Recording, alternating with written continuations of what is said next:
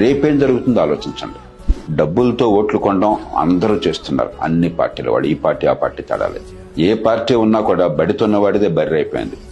అధికార దుర్వినియోగం జరుగుతోంది, అవినీతి కొనసాగుతోంది. అధికారం అంతా కేంద్రీకరించి సొంత చేతుల్లో పెట్టుకుంటున్నారు. ఇలా ఉన్నప్పుడు ఎవరు ఓటేయాలి? అందరూ ఒకటే కదా. నిజానికి మనుషులు కూడా వాళ్లే కదా. ఇక్కడున్నాయని అక్కడ ఎమ్మెల్యేకి వెళ్తాడు, అక్కడున్నాయని మళ్ళీ ఇక్కడ ఎమ్మెల్యే క్యాండిడేట్కి వస్తాడు.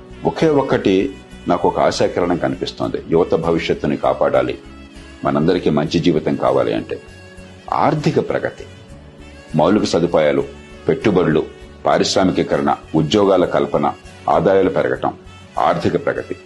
ఎవరు దానికి దోహదం చేస్తున్నారు? డబ్బంతా తాత్కాలిక అవసరాలకు ఖర్చు పెట్టి రేపొద్దున ఏమీ లేకుండా చేసేవాళ్లు ఖచ్చితంగా భవిష్యత్తుకి ప్రమాదం అవుతారు. ఉన్నంతలో నిరాశకు గురి కావద్దు. ఖచ్చితంగా ఈ దేశం బాగుపడుతుంది, సమయం పట్టినా కూడా. ఉన్నంతలో రేపు ఆర్థిక ప్రగతికి ఏ పార్టీ దోహదం చేస్తుంది?